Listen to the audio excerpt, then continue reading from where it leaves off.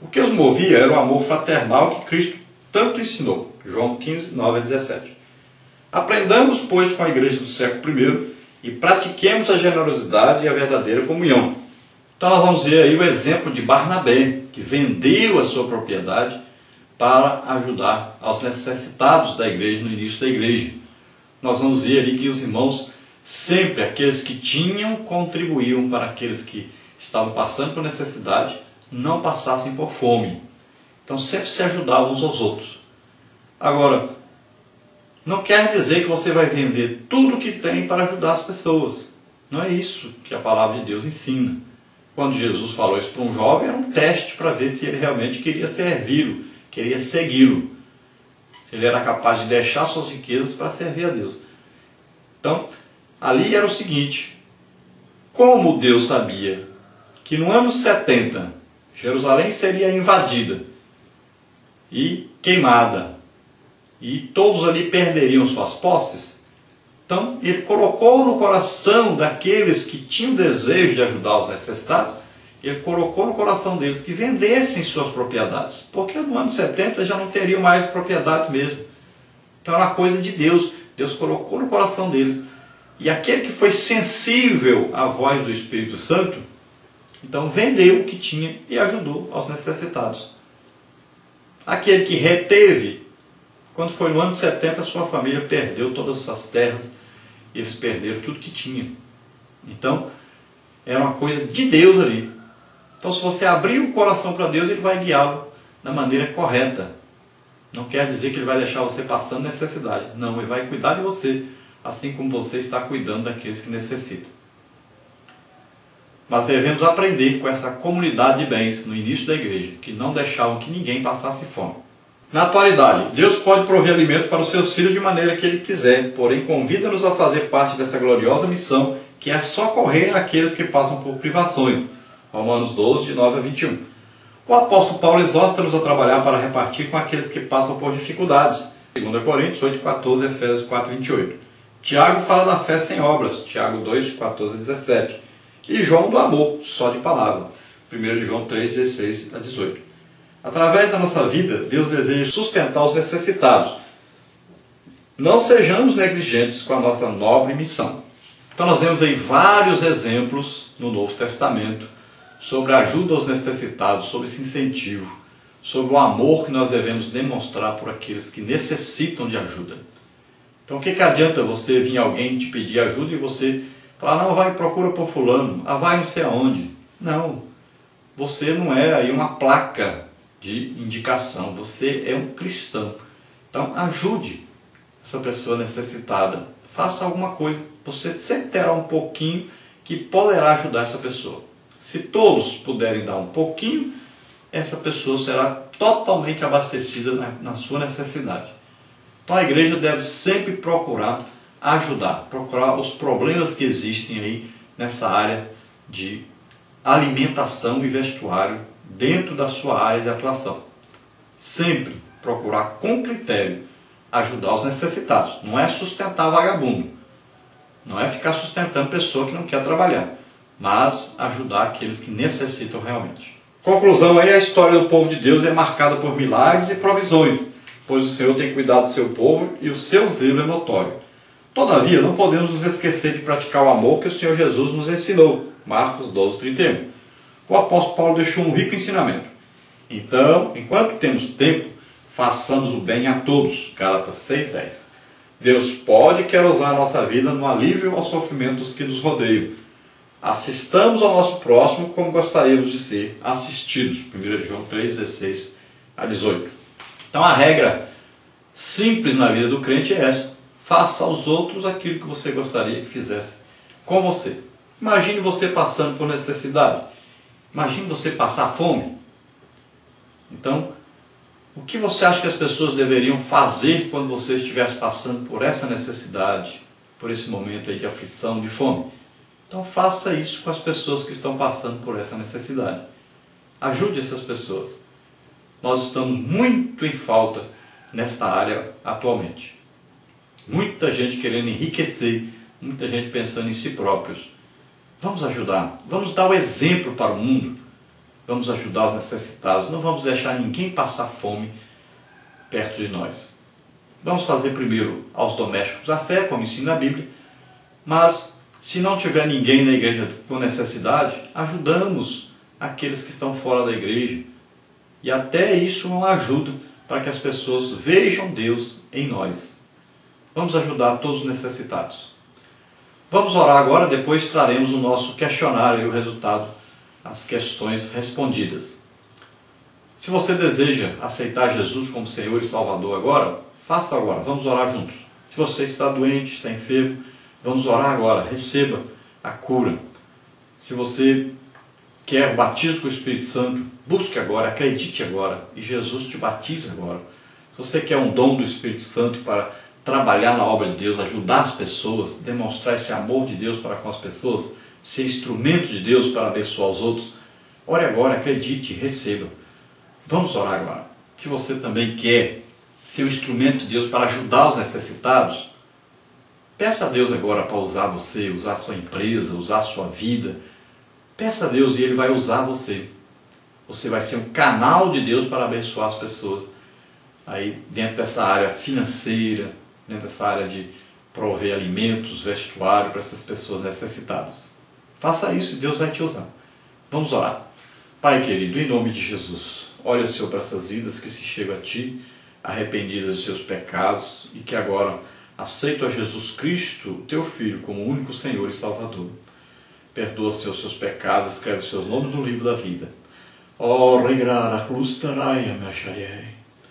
Naquela cruz o Senhor demonstrou o seu amor para conosco. Abençoa, Senhor, essas vidas. Pai, aqueles que se chegam a Ti agora, que estão reconciliando contigo, abençoa, Senhor, recebe-os de volta.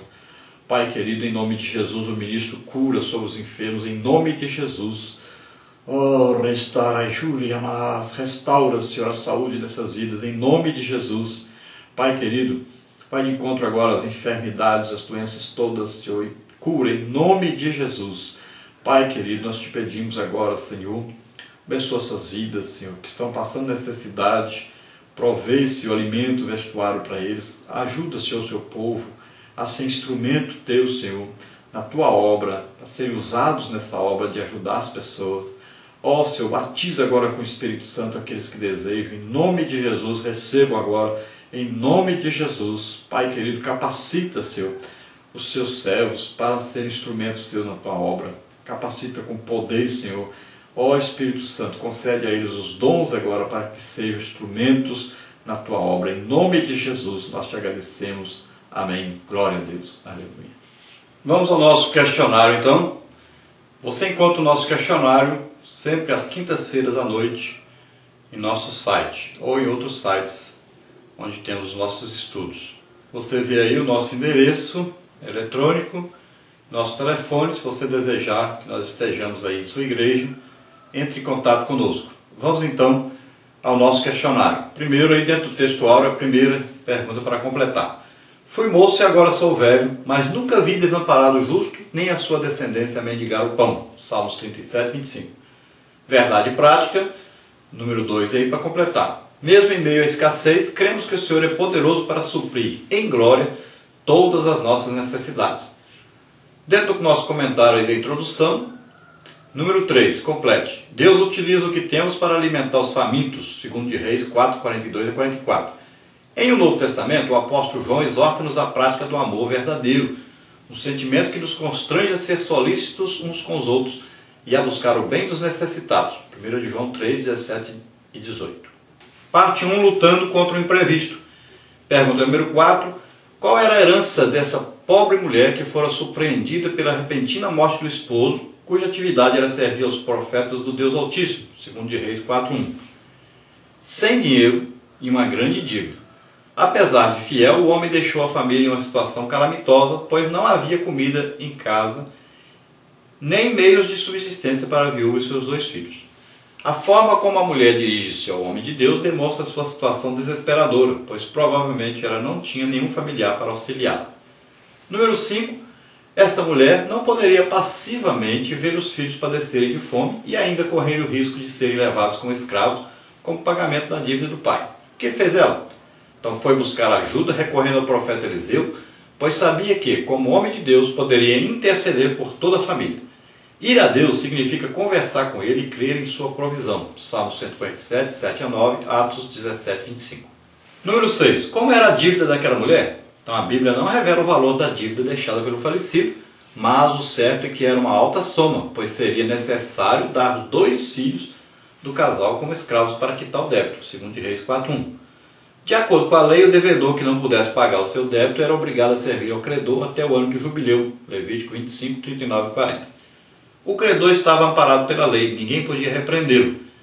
Não era incomum um israelita vender-se como escravo ou dar a algum membro de sua família para saldar dívidas, Êxodo 21:7 e Neemias 5:5.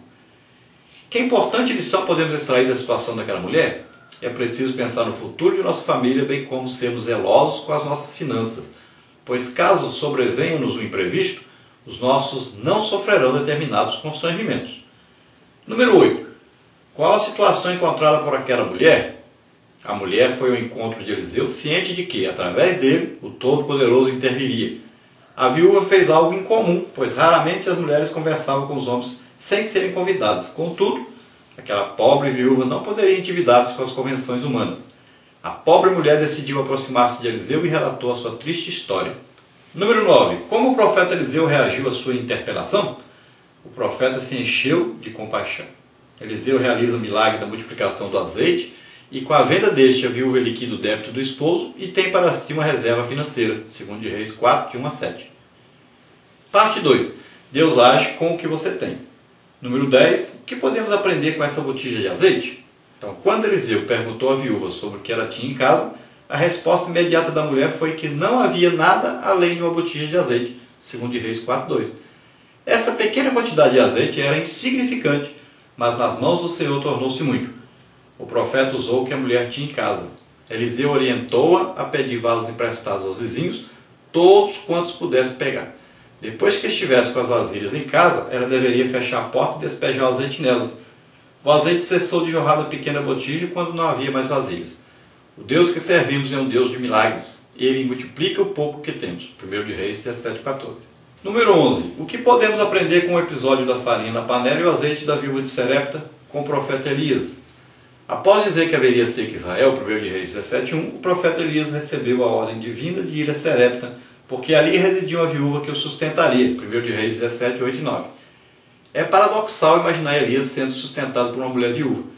O Senhor não se esquece dos seus filhos e desejava usar essa situação para amparar aquela mulher necessitada, pois ele trabalha com o pouco que temos.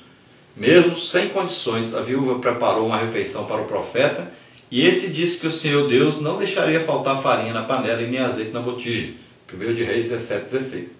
Número 12. O que podemos aprender com o episódio dos 5 pães e 2 peixes? Então, 5 pães de cevada e 2 peixinhos, João 6:9, foram suficientes para alimentar uma grande multidão, João 6:10. Para o Senhor Jesus, o lanche oferecido pelo rapaz era o suficiente, pois ainda sobraram 12 cestos cheios de pedaços de pães, João 6:13. Mais uma vez, vemos Deus multiplicando o pouco que temos. Ele jamais despede os seus filhos de mãos vazias. Parte 3, a providência divina. O que podemos aprender sobre a providência divina no Antigo Testamento? No Antigo Testamento encontramos a provisão divina para alimentar Israel, Êxodo 16:15. Assim vemos Deus agindo na natureza em sua criação, Êxodo 16:13 a 21, 1 de Reis 17:4 a 6. Operando grandes milagres de multiplicação, 2 de Reis 4, de 1 a 7. A ocorrência desses sinais ensina-nos a depender do Senhor dia após dia. Número 14. O que podemos aprender sobre a providência divina no Novo Testamento? Então, além dos milagres para a provisão de alimentos, o Novo Testamento apresenta também a disposição de homens e mulheres em ajudar uns aos outros, repartindo tudo quanto possuíam. Atos 4, 32 a 37. Os irmãos desfrutavam de um sentimento de unidade que os levava a vender seus bens, trazendo-os para a igreja a fim de que o valor fosse dividido conforme as necessidades dos santos. Atos 4, 36 e 37. O que os movia era o amor fraternal que Cristo tanto ensinou. João 15, de 9 a 17. Aprendamos, pois, com a igreja do século I e pratiquemos a generosidade e a verdadeira comunhão. Pergunta número 15. Como é a providência divina na atualidade? Então, Deus pode prover alimento para os seus filhos de maneira que Ele quiser. Porém, convida-nos a fazer parte dessa gloriosa missão que é socorrer aqueles que passam por privações. Romanos 12, de 9 a 21. O apóstolo Paulo exorta-nos a trabalhar para repartir com aqueles que passam por dificuldades. 2 Coríntios 8,14 e Efésios 4,28. Tiago fala da fé sem obras. Tiago 2,14 a 17. E João do amor só de palavras. 1 João 3,16 a 18. Através da nossa vida, Deus sempre deseja sustentar os necessitados. Não sejamos negligentes com a nossa nobre missão. Conclusão. Número 16 para completar. A história do povo de Deus é marcada por milagres e provisões, pois o Senhor tem cuidado do seu povo e o seu zelo é notório. Todavia, não podemos nos esquecer de praticar o amor que o Senhor Jesus nos ensinou. Marcos 12:31. O apóstolo Paulo deixou um rico ensinamento. Então, enquanto temos tempo, façamos o bem a todos. Gálatas 6:10. Deus pode e quer usar nossa vida no alívio aos sofrimentos que nos rodeiam. Assistamos ao nosso próximo como gostaríamos de ser assistidos. 1 João 3:16 a 18. Glória a Deus. Aleluia.